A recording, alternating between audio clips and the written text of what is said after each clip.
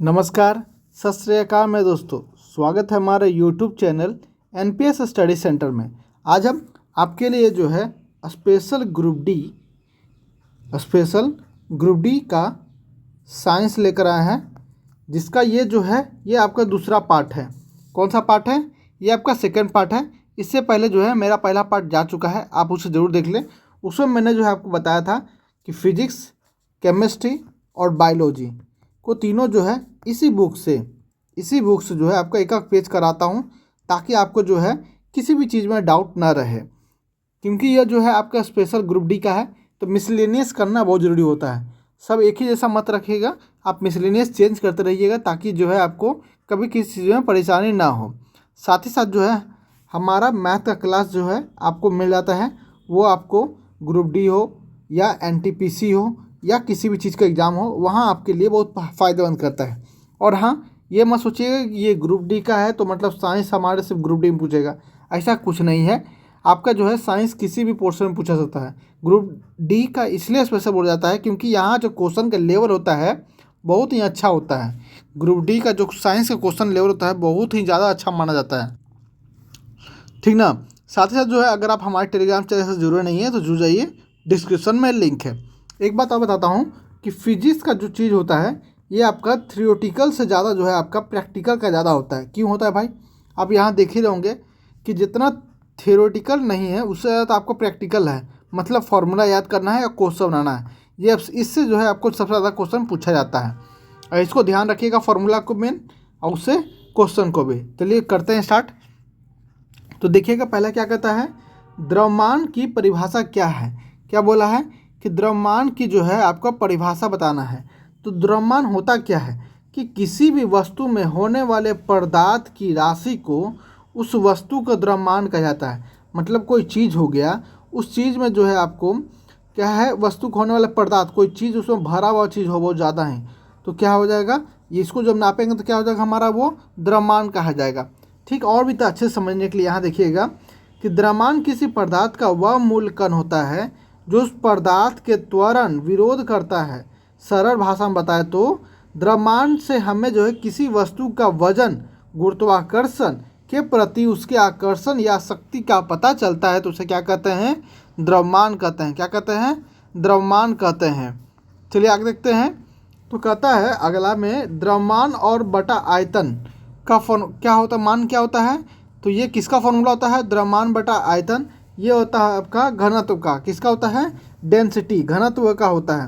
क्या होता है, घनत्व का होता है। इसको अच्छे से समझिए।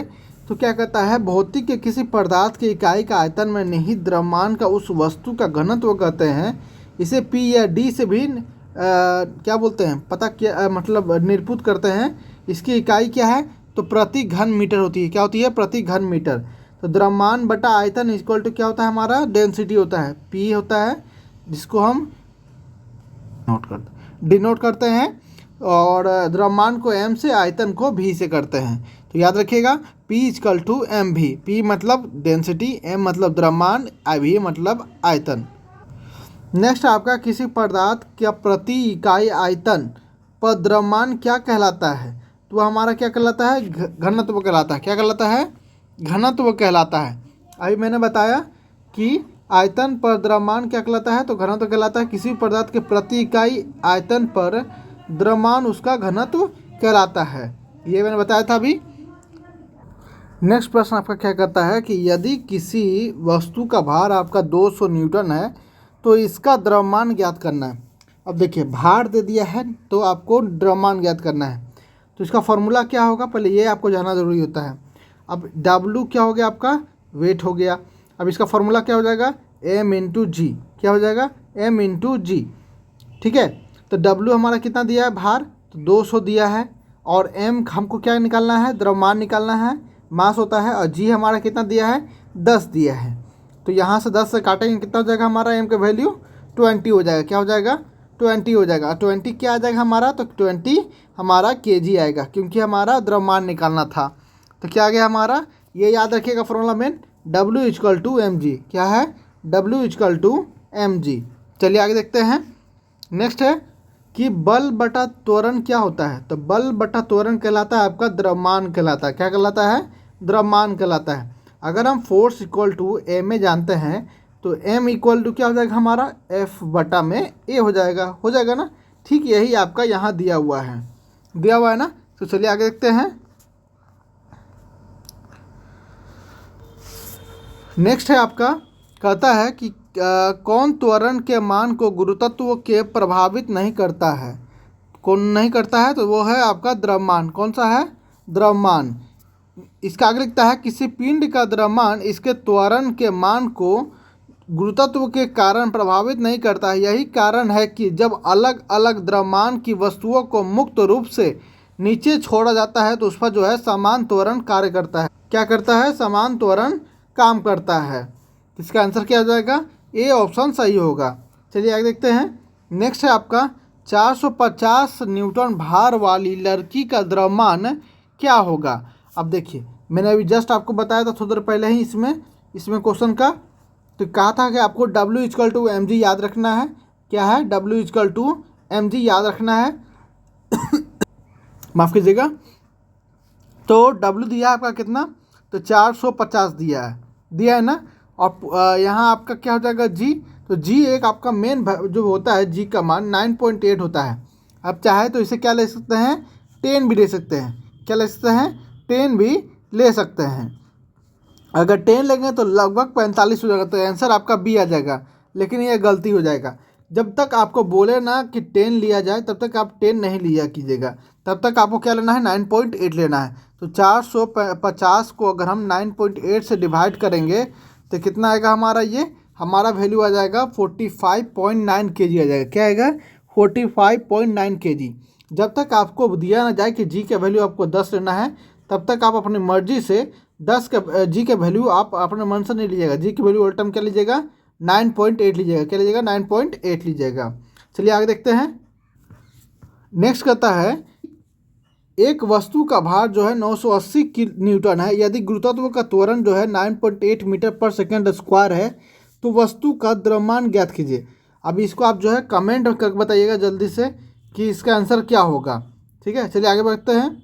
नेक्स्ट है आपका किसी ऑब्जेक्ट का डैश नियत है तो स्थान बदलने पर नहीं बदलेगा। अब देखिए, किसी ऑब्जेक्ट का अगर द्रव्यमान होता है, मास होता है, जब तक उसका स्थान नहीं बदलेंगे तब तक वो खुद से नहीं बदलता है।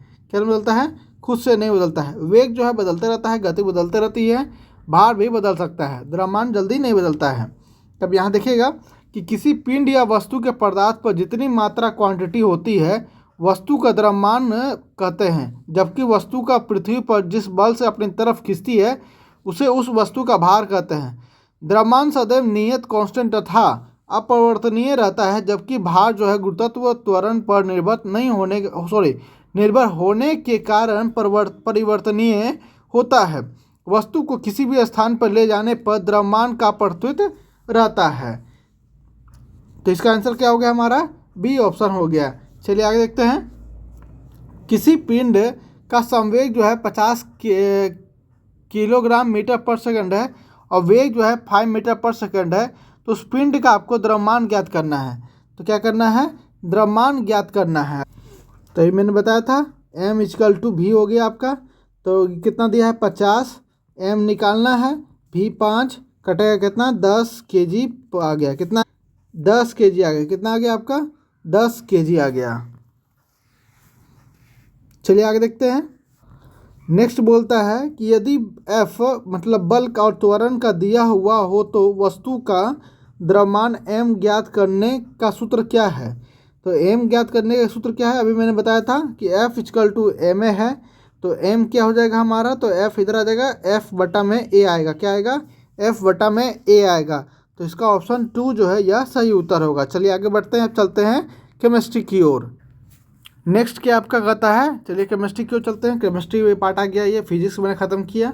अब केमिस्ट्री देखते हैं। तो कहता है आपसे कि CaCl2 का सूत्र इकाई द्रव्यमान बताइए।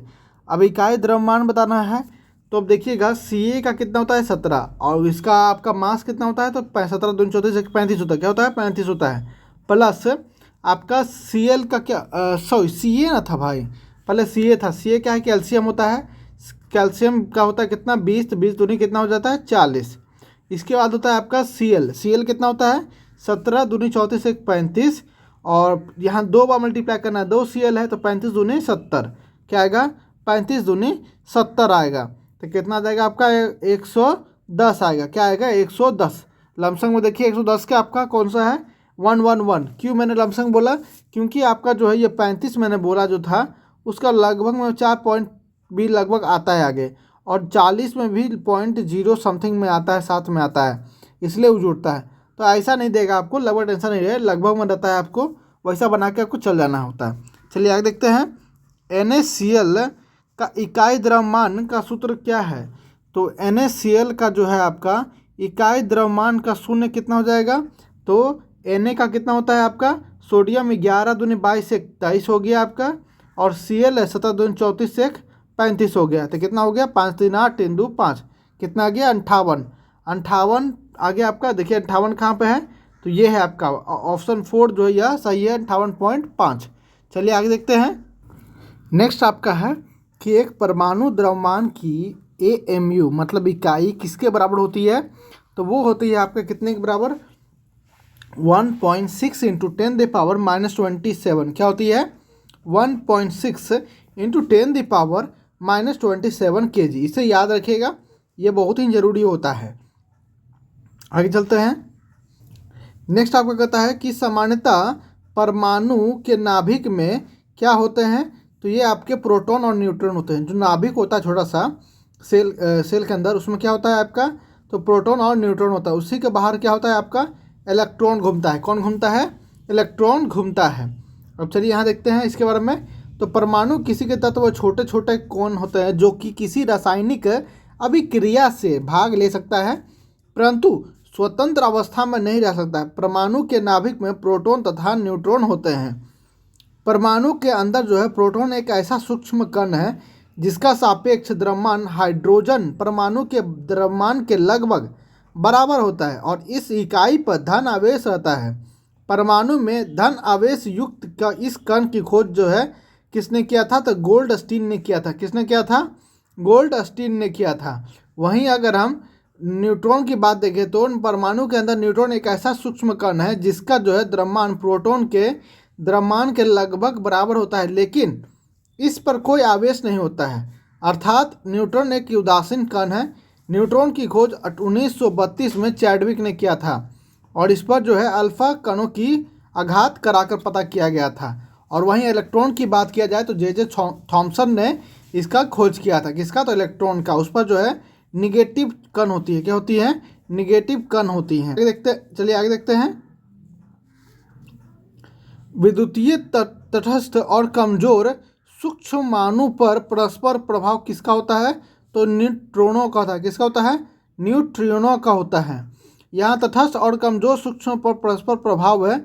न्यूट्रिनो एक नया कण है जिसका सर्वप्रथम आविष्कार सन 1930 में किसने किया था, पाउली ने किया था। इस कण का प्रथम सिद्धांत जो है आधार जो है भौतिकवादी फर्मी ने सन 1934 में बताया था। न्यूट्रॉन की खोज किसने किया था, तो चैडविक ने किया था। ये बताया था ऊपर में। चलिए आगे देखते हैं। रदरफोर्ड के अल्फा कण प्रकीर्णन के फलस्वरूप किसने क्या हुआ था कि परमाणु नाभिक में क्या था, किसकी खोज हुई थी, परमाणु नाभिक की खोज हुई थी। रदरफोर्ड ने ही अल्फा कण प्रकीर्णन के फलस्वरूप क्या किया कि परमाणु नाभिक की खोज किया था। इलेक्ट्रॉन के समतुल्य प्रतिद्रव्य कणों को क्या कहा जाता है, तो कहा जाता है उसके पॉजिट्रॉन कहा जाता है। क्या कहा जाता है, पॉजिट्रॉन कहा जाता है। इलेक्ट्रॉन के समतुल्य प्रतिपादित कणों को पॉजिट्रॉन कहा जाता है। पॉजिट्रॉन जो है इलेक्ट्रॉन परमाणु में पाए जाने वाला एक मौलिक कण है। इसकी खोज 1932 में कार्ल डी एंडरसन ने की थी।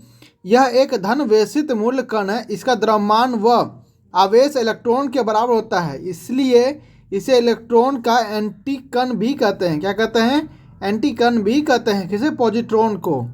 नेक्स्ट आपका एक इलेक्ट्रॉन क्या है, तो एक इलेक्ट्रॉन क्या होता है, तो एक इलेक्ट्रॉन क्या होता है, ये आपका होता है नेट आवेश के साथ एक उप परमाण्विक कण के ऋणात्मक भाव होते हैं। धनात्मक नहीं होते हैं, उदासीन नहीं होते, शून्य नहीं होते हैं, निगेटिव होता है। क्या होता है, निगेटिव।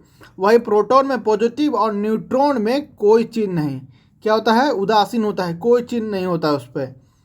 आगे देखिएगा कि इलेक्ट्रॉन नेट आवेश पर एक साथ जो है एक उप परमाणविक कण होते हैं जो ऋणात्मक होता है।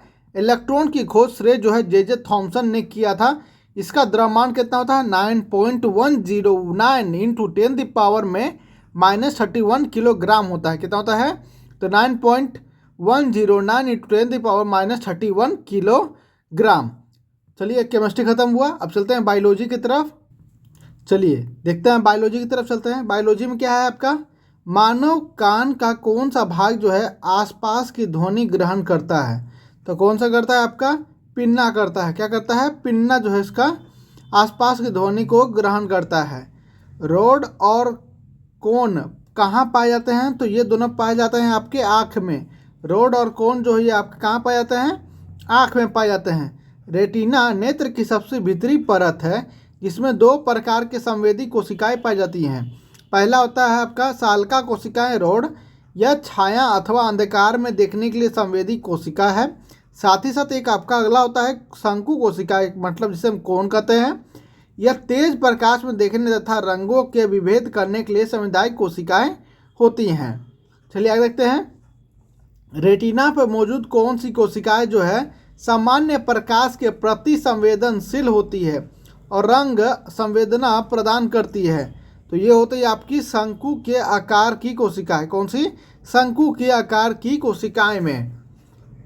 चलिए आगे देखते हैं। कौन सा अनुमस्तिष्क के बारे में सही नहीं है, तो इसमें दो कौन सा होती हैं आपका, इसमें जो है दो भाग होते हैं जिन्हें प्रमनस्तिक गोलार्ध कहा जाता है। क्या कहा जाता है, प्रमनस्तिक गोलार्ध कहा जाता है।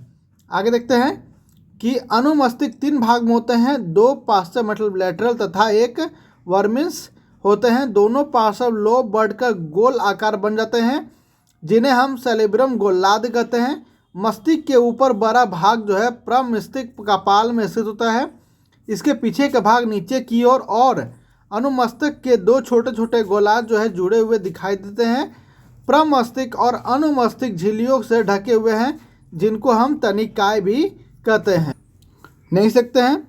नेक्स्ट है आपका, कहता है कि कोटि अंक का संबंध किससे है, तो कोटि अंक का संबंध किससे होता है, ये आपका शून्य से होता है। आगे चलते हैं। आगे आपका है कि ऑडिटोरी किससे संबंधित, आप सुनते होंगे कि ऑडिटोरियो जो है आपका किससे संबंध होता है, शून्य से होता है। ईयर ड्रम का दूसरा नाम क्या है, तो ईयर ड्रम का दूसरा नाम आपका क्या होता है, कर्णपटही झिल्ली। क्या होता है, कर्णपटही झिल्ली होता है।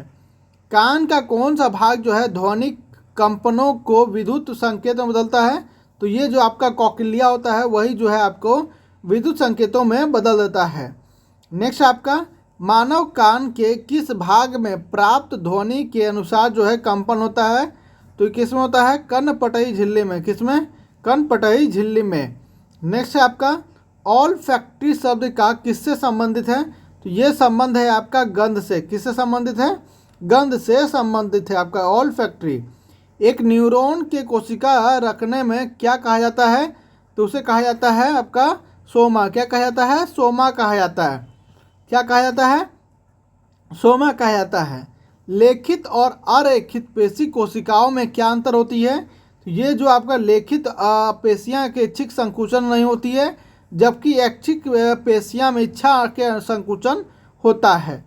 यहीं पर लिखता है, इसका अच्छा से लिखा हुआ यहाँ पर देखिएगा कि अरेखित पेशियां का ऐच्छिक संकुचन नहीं होता है, जबकि रेखित पेशियों की अपनी इच्छा से संकुचन होता है।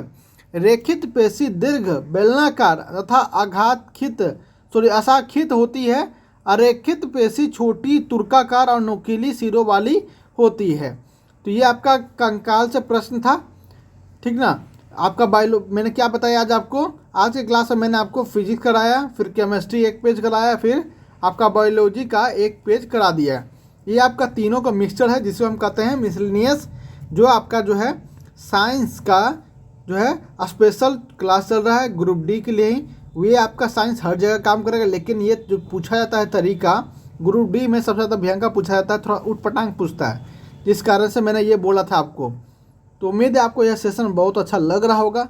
अगर आपको ग्रुप डी साइंस का स्पेशल क्लास अच्छा लग रहा है तो अपने इस चैनल को एक सब्सक्राइब तो ज़रूर बनता है भाई, फ्री का चीज़ है, एक सब्सक्राइब ठोक दिया करो, ये सब बनता रहता है ना, सब्सक्राइब भी करता है, उस पर ठोक दिया करो। चलिए बढ़ते हैं तो, और हाँ अपने दोस्तों से शेयर भी जरूर करें।